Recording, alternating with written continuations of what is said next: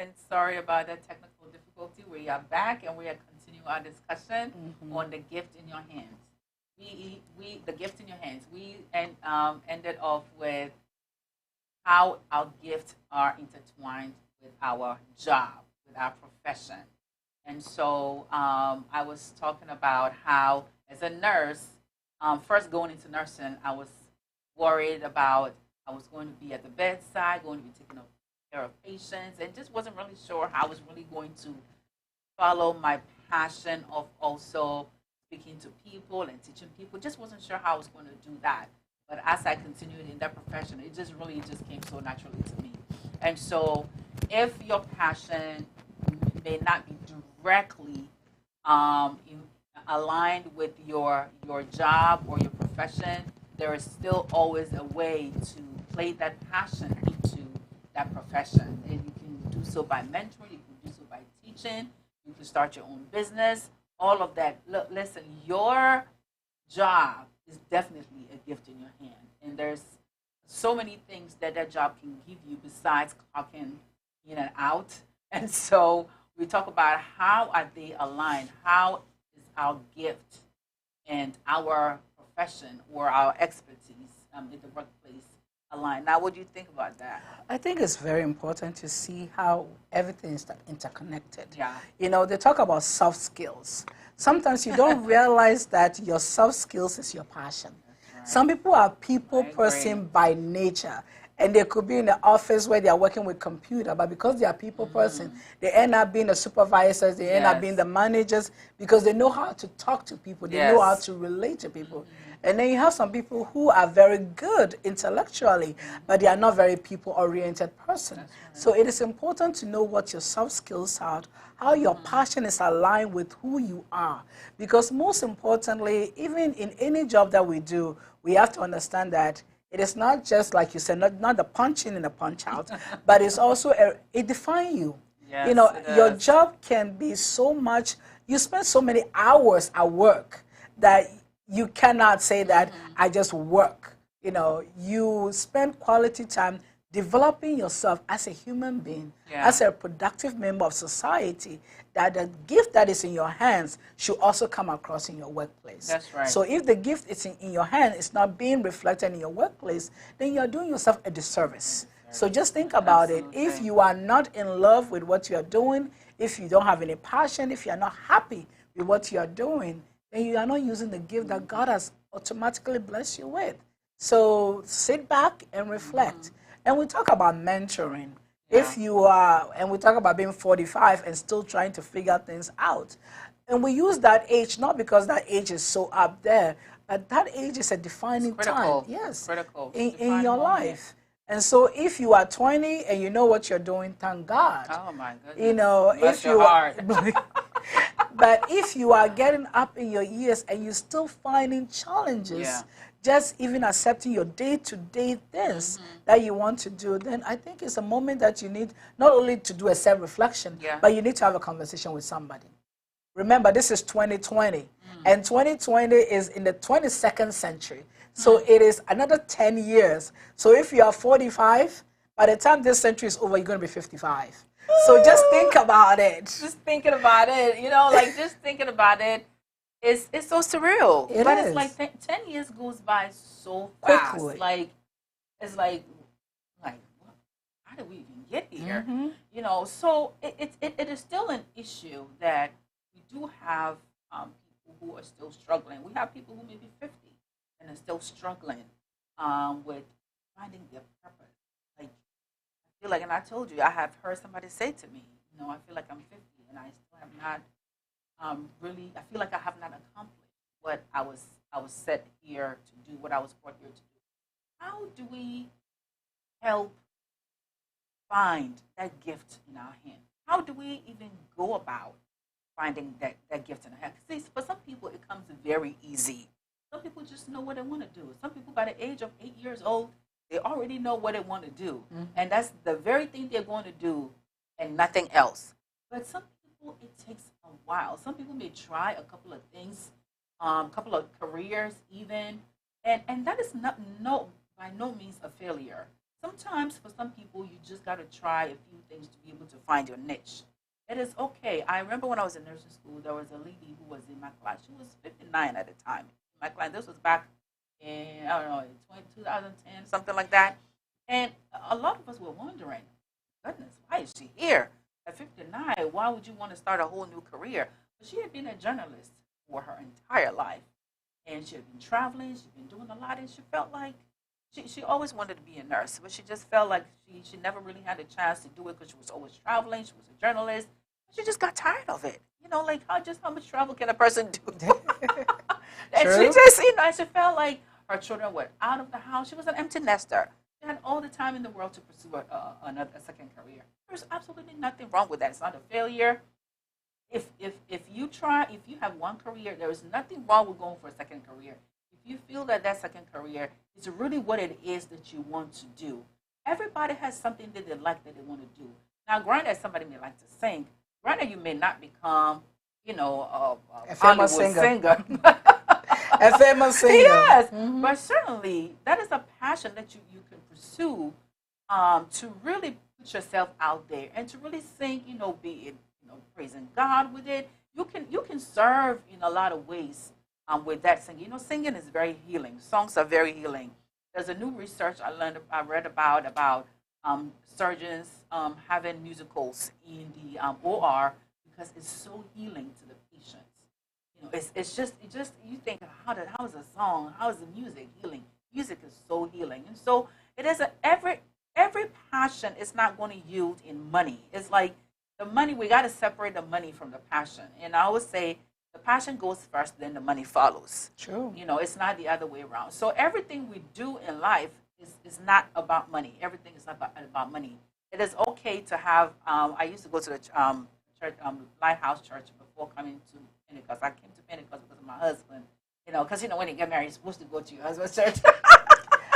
We hear you. So, and in Lighthouse, we have something called the bivocational, where the pastors, most of the pastors are bivocational. They have their own career, and they're also pastors. And a lot of them said ministry is what they love to do. Ministry is their passion, their career, being an accountant, being a doctor, being a lawyer. That's just survival. That's what they do to pay the bills. But this one over here, ministry, is what they really, that's their passion. The person knows what they want to do, and they're right there in their passion. So the passion doesn't always necessarily have to yield money.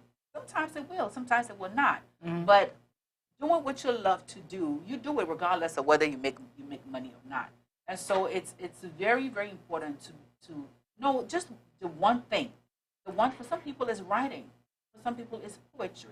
You can write your poems, and you can post it on social media. That's a passion. So it doesn't really matter whether you're making money or not. And you never know who is going to discover you. I mean, that is the whole thing about the whole craze and the whole hype about social media, because everybody's putting something out there. But you just never know where that is going to end. Wouldn't you agree with me? I agree with you. I think the most important part about what you have in your hand is assessment. We have to sit back and say, what are some of the things that I love to do? Mm-hmm. From music to cooking to even organizing. Some people are very good at being an organizer. Yeah. They can organize a party at the drop of a hat. Mm-hmm. They can, be a party planner. They can cook a 10-course meal without a sweat. Without a break. No, so whatever gift that you have in your hand, it is up to you to use it.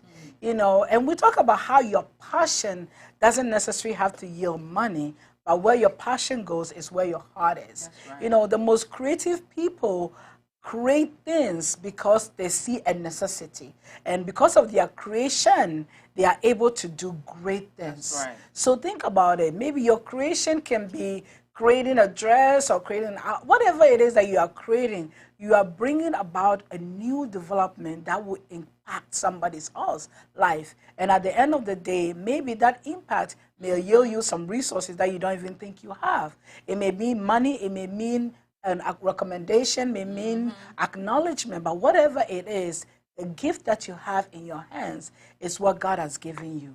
So by using it, you are allowing God people to know God. Yeah. Because that Yeah. is also part of your ministry. So That's whatever right. gift that you have in your hand, using it become part of your ministry. And if you're not using it in any shape or form, then you are not glorifying God. So think about it that way. Whatever gift that you have in your hand is your opportunity to use it to shine a spotlight on God's gifts. Yeah, that's right. On God's gift. Because Yes. whatever we have, whatever we are, all given by God. And so our purpose is to glorify Him. Our purpose on this earth is to serve Him. That is our main purpose on this earth, to serve God. And so whatever gift we have, we have to use it to the glory of God. And, helping people and impacting people, because like we said before, it is never about us. No. But rather the difference that we can make, the impact that we can make on people. So now, say someone is out there 60 years old, they still feel like, okay, really, I don't know. I never really found my purpose. Is it too late for a person like that? It's never too late. It's never too late. Until it's over. Yes, until the Lord call you. That's right. Everybody have a ministry. One of the things that I learned very early on is my grandmother. My grandmother was a prayer warrior, and she always prayed for people. And because of that, I learned early on to appreciate the concept of praying for people. Sometimes you don't even realize that by saying, somebody say, oh, what do you need? I say, just for you to pray for me. And people are like, what do you mean? Just pray for me. And nothing specific, just pray for me.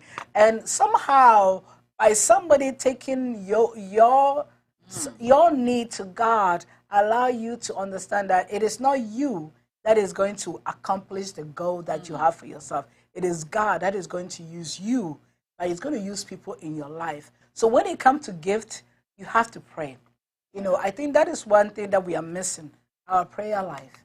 Because when you don't pray about the things that God have for you, you end up believing what people say about you. That's right. And in the end, you are so frustrated with everything, and you end up not being fulfilled.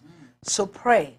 Start with praying. Start with saying, okay, God, I am in this stage in my life, and I don't know what I want to do. I don't know where I want to go. I don't know where you want me to go. What are your plans for me? What are the things that you want me to do? What are some of the gifts that you have, put in me? Because, we talk about the talents, the parable of the talents. Some people are given 2 talents. God never give you one. He always gives you multiple things. So if yours is speech, if yours is, story writing, God has given you multiple talents. Where have you defined your talent? How have you looked at your talent and say, okay, God, you have blessed me with 2. Now I've grown in that area. Now my 2 has been 4 or 6 or 8. Or, God is going to use that gift to magnify it. And is going to use that gift to bring glory to Himself. So what are you using that gift for? Are you sitting at home watching television or wasting your time and just complaining? I love the complainers too. And some people have good talent in complaining. But when somebody is complaining, we're talking about what you have in your hands. When you are complaining, be a good listener and listen to the underlying issue. The underlying issue may be something that they haven't dealt with. And so by you being a good listener, you praying for them about the situation, God is going to give them an answer. God will definitely give them an answer, because there is such a thing in the Bible that, whatever we want, whatever we ask, if we ask, in faith, if we ask for the right mind, because, God knows whatever you're thinking, God knows your motives. But, if we ask God, God is going to give us, we a lot of things we don't have because we do not ask. But we still have to learn to ask everything from God. Because sometimes we just get up and do stuff. We don't pray about it. That prayer life needs a lot of work. Because everything, every day, every single thing that we do in our lives, we got to commit it to God. We got to ask God. Because sometimes we just believe in our own strength. We feel, and then it's also the issue of, sorting out the big things from the small things. We feel, oh, this is small, I can handle it, so we don't even bother praying about it. But whatever it is that we intend to do, it is very important to ask. And there's some things that we don't have, that we need, that we want. That is very positive. That can be life changing to others. We need to ask these things of God. If you knock, God will open the door. You just come with a clean heart. That's the most important thing, because if you're just asking to impress, that's another thing. I don't know how that's going to go. I don't know if God is answering those prayers. I don't know. But I'm just saying, if you come with a clean heart, I know that God is going to answer that prayer. I don't know how, when I was young, my daddy used to tell a joke that, listen, if a thief goes to steal, and sometimes they pray that nobody catches them. True. And they may go and steal and not get caught. Now, does that mean God answer their prayers? I don't know. True.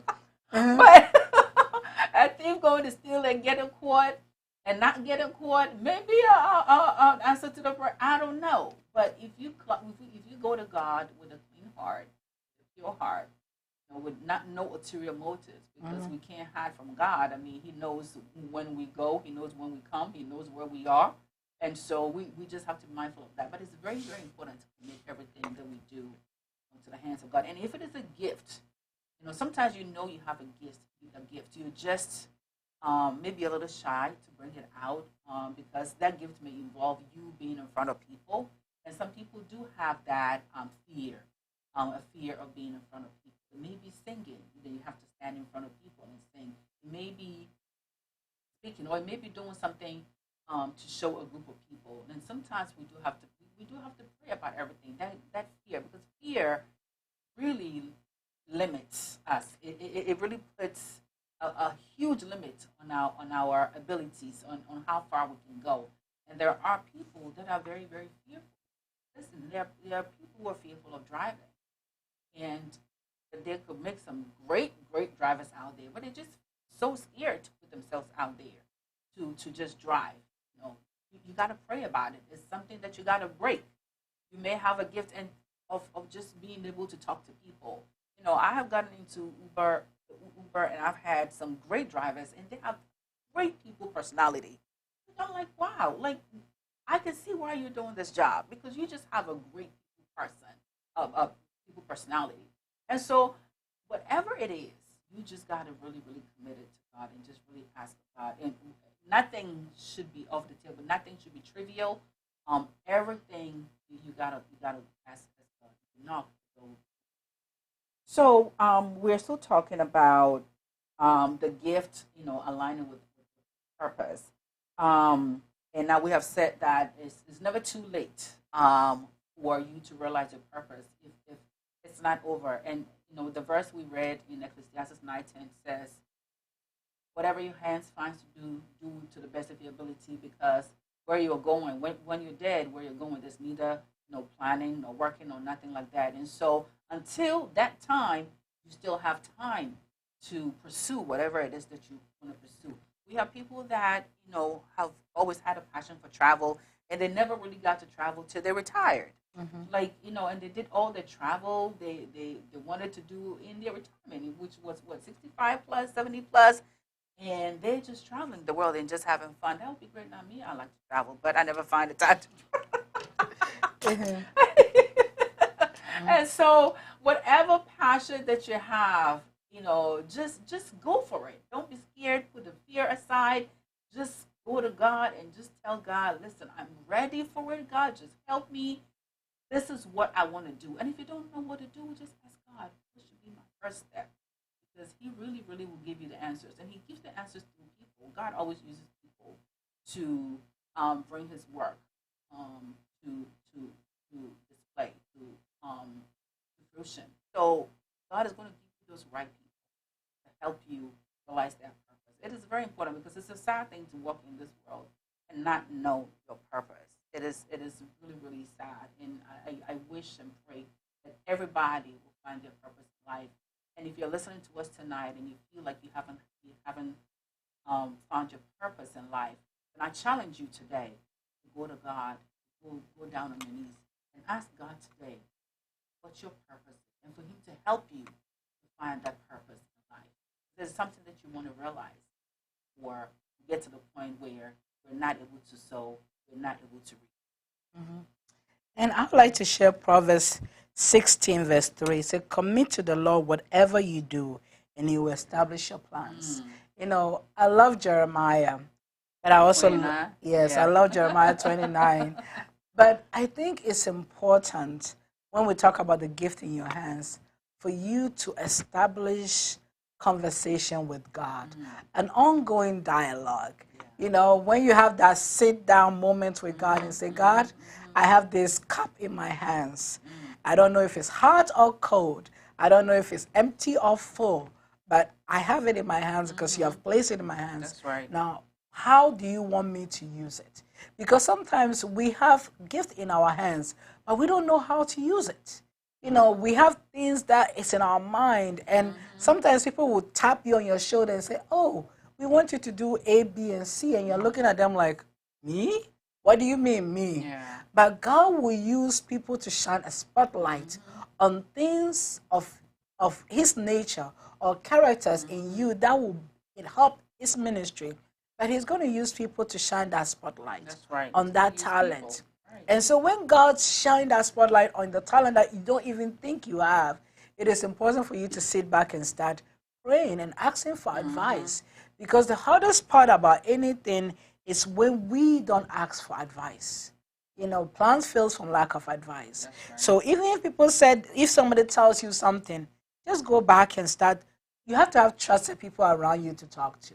You know, don't just say, oh, okay, I hear you, and then go about your ways without even asking other people that you trust and saying, what do you think about this? What do you think about that?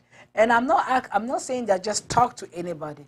Talk to people that you pray about and say, God, please put people in my path that will help me. Because that is what it comes to when it comes to the gift that God is giving you. God is going to use the people in your life to help that gift to come to fruition. And that means that sometimes we have to be humble. You know, your gift will not develop just by nature. It's going to take you taking the opportunity, the determination, the perseverance. It takes work. It takes work. It takes works. And, you know, I always tell people, I said, opportunities come disguised as hard work. And when we refuse to work hard, then we refuse to grow. You know, you have to work. Even though sometimes as Christians we said, oh, God will make it, you know, God will provide, God will provide.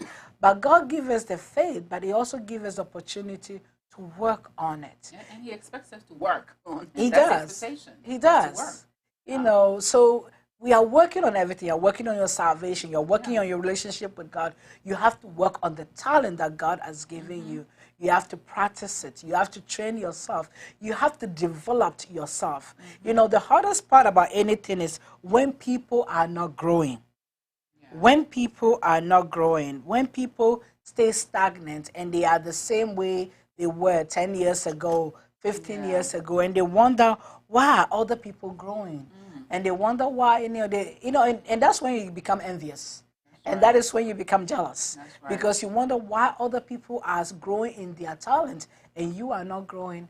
It's because whatever it is that God has given you, are you using it to the best of your ability, or are you trying to copy somebody else? Because sometimes it's easy to play the cookie cutter approach and copy somebody else, thinking that, oh, because that person looks like me, act like me, then we may have the same talent. It doesn't work that way. You may be even come from the same family, but it doesn't necessarily mean that you have the same talent or the same skills or the same passion. So really pray that whatever God has given you, you are going to use it to glorify him. Yes, indeed. And it is very, very important as we talk about our talents, as we talk about our gifts, as we talk about our passion. It is also very important for us to track progress of our gifts, because that is like more like a self-evaluation. Because how do we know that we are progressing? How do we know? Because we have to bear fruit. You know, like Naja said, we are not expected to be stagnant. We are expected to work. We are expected to bear fruit, and that fruit bearing is growth. Is growth in the passion that we have to do things, the gift that we have to impact others. We have to do a self-evaluation. We have to do a progress check, sort of, to see how well are we doing, and how do we do that. Sometimes, for me, I always say to do a self-evaluation. Sometimes it doesn't hurt to ask someone how for feedback. Feedback is very important, because sometimes, for you to be able to evaluate yourself, there's a saying in Khan that literally translates into the person that is cutting. I don't, you know what I'm talking about. Yes. The person that is cutting the lane or the road. The person that is drawing a straight line will never see their back, Right, unless right, somebody standing right, behind them right, will right. say your lane is crooked or your Thank lane you, is Nah. not. Thank you. I know how to speak to you very well in Akan, but yeah. So the person that's drawing this straight line doesn't know if it's crooked behind them unless someone tells them. So feedback is very, very important. It's okay to ask people that you trust, people that share the same values with you, how well you're doing, and trust to receive an honest feedback. And when you do receive the feedback, if the feedback doesn't go your way or what you want to hear, take it in good faith and go to God and ask God, how do I make this better? How do I remember? We said everything you have to ask God. Everything that you set out to do, you have to ask God. So if there are some things that need work in your life as you grow in your gift, take those feedback in stride and work towards making it better or making improvement, because there's always room for improvement. Even renowned singers still train their voices. They do. Yeah. So it's not to get a little bit of help to polish your talent, to polish those gifts. There is absolutely necessary, absolutely needed. And I would like to get feedback on the show, how we're doing. Because you, the viewers, you are the ones that we're here for. You are the ones that we do this program for, and we are very interested in your feedback as to how we're doing, as to what you like to see, as to some of the topics that you would like to see us discuss. Because this is a passion. This program we're doing is a passion of ours, and it is giving back to our community. And we are very, very interested in your feedback. And so this is the same thing that you can apply in your own lives. Seek feedback. Feedback is very critical. And I think I'm going to start to do that with my husband, because usually when it comes to something that I'm passionate about or a gift, I tend to keep it in very aligned with work, and I'm not thinking too much about, oh, honey, what do you think about? Is there things that I ask him all the time, but not really, he'll be a nice one to give me good critique. And I think that the key word is being criticized. Yeah. Whenever you think about being criticized, we think negative. The concept of somebody critically analyzing the situation is not criticizing you, but criticizing the situation in other ways. In other words, they want to analyze the situation. That's right. I always tell people, a good friend always tells the truth. When the friend is not telling the truth, then that friend is not being a friend to you. Tell what you want to hear. Yes. And that friend to me is dangerous than the one who's telling me the truth. So just think about it. When you think about your life, where is it that you want to grow? What areas that you see yourself? What are some of the talent that you have, your passion, the things that you love to do? Most times people love to do something, but they're even afraid to tell people. They're afraid that if they tell somebody, they're going to crush their dreams. Yeah. They are going to analyze it and criticize it. And it boils down to who you talk to. Yeah. It boils down to who you talk to. And so I'm encouraging you and I'm urging you. And most importantly, I'm just praying that you trust God. You trust God with your fears. You trust God with any challenges, any obstacles that is in your way.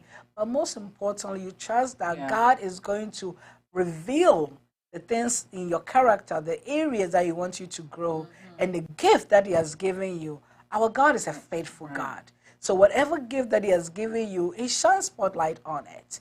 God doesn't hide anything in darkness. Everything that God given you, it is as as vivid and as Right, bright right. as it can be. It is bright, it is, right in your face, but we can be so bombarded by everything else, or so everything can be so crowded in our mind that we don't see it. So my prayer is that not only do you see it, but you put it to work.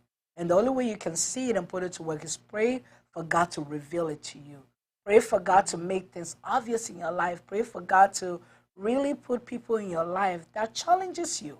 Because the hardest part about anything is that when people Yeah. don't challenge you, you don't grow. No. So if your gift is to grow this year, or if it is something that you really see, a talent that you really want to grow that talent, then pray for God to put people in your life who's going to challenge you. That's And right. when they challenge you, I'm telling you, you're going to grow. You're going to grow. And in line with that process, it is also very important to assess the relationship that you form.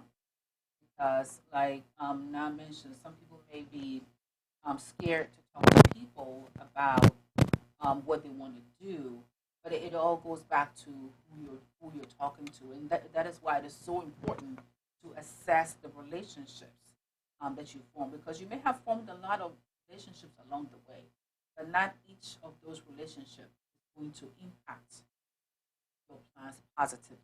So it's very, very important to assess that, and you have to commit that to the Lord for the Lord to lead you to the right people, so that you can accomplish your purpose. That is very, very critical. Often when the people that you surround yourself with are going to determine to a great extent your energy is going to determine your how you grow. It's very, very important to walk in the line of to form relationships of people that you have identified to be going the same line as you are, and that's very critical, because relationships are very critical to our plans, to our purpose. Because whatever it is that you do, you're going to need people to do. You can never do everything by yourself. That never works. No great person has done it alone, and so forming those relationships and assessing those relationships that you form, it's very, very, very important to finding your purpose and going after that gift that's in your hands. I think another thing also for us to be mindful of when we're talking about the gift that's in our hands is to know who we are. We have to know our strengths. We have to know our areas of improvement. You know, just because you are good at something does not mean that is your passion. I think we have talked about that before in this month. You may be very good at something, but it does not necessarily mean that it is your passion. You have to really identify, you have to know who you really are first to know where you're going, to know where you want to be. That is very critical, because if you don't know who you are, which is linked to your purpose, then it will be very hard to even know where you're going. And so that self assessment is very critical to having and pursuing that gift that God has given you. You have to realizing that gift is very important, but who you are is going to be very critical in that journey. And I think it's also important, as you find out who you are and surround yourself with great people, it's also to have fun with yourself. Sometimes we take life so seriously. We are all about, I gotta do this, I gotta do this. Like go. We become like robots, like, check the boxes. If I don't check A, B, and C, I'm not up to par. And then you end up being worn out. And I'm telling you, you can be a 45 and you feel like you are done with life. And that is not what we want you to be. Yes, you can be about your purpose. You can be about the gift that God has given you. But we want you to have fun with it. Enjoy it. Life is about enjoyment.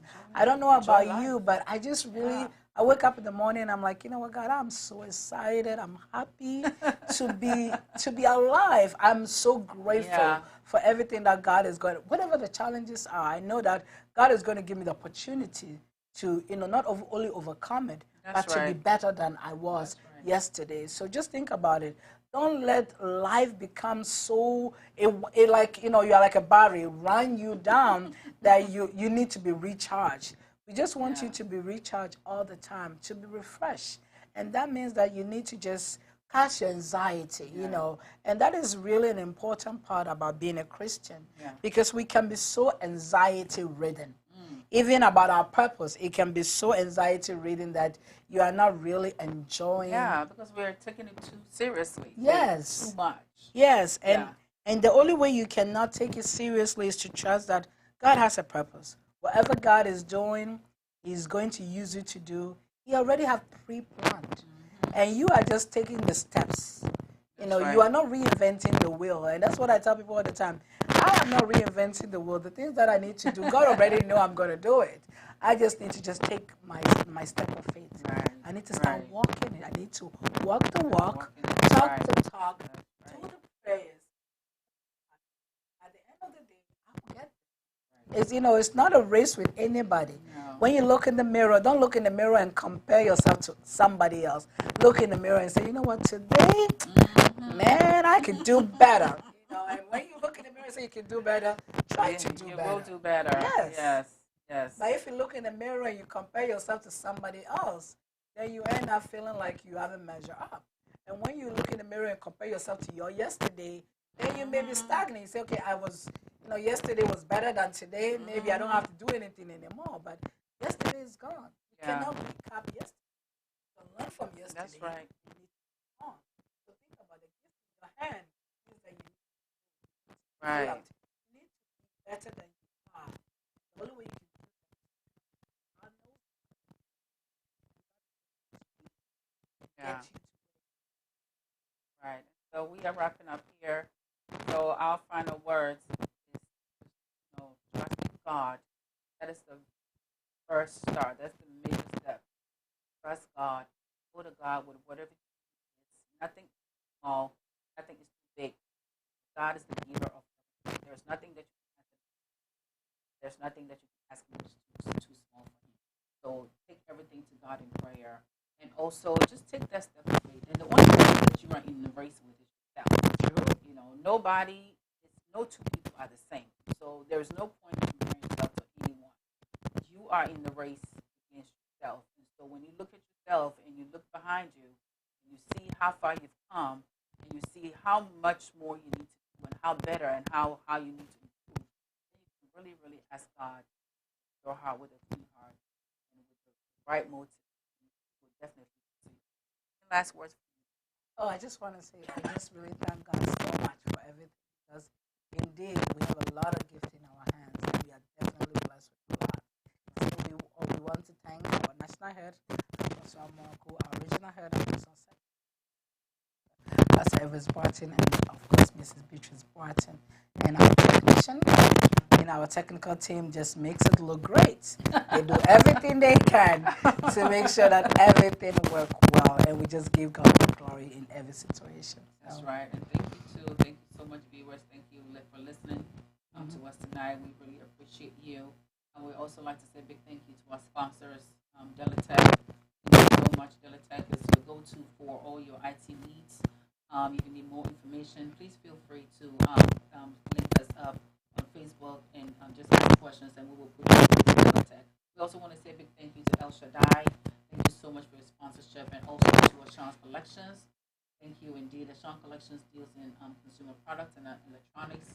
And we also want to say a big thank you to our sponsor, Comfort Realty, who deals in real estate. So for all your real estate needs, be it rental, be it purchasing, link us up, and we will put you through to them. Thank you so much. Until next week. Stay blessed, stay faithful, and go after your purpose. Amen. Amen.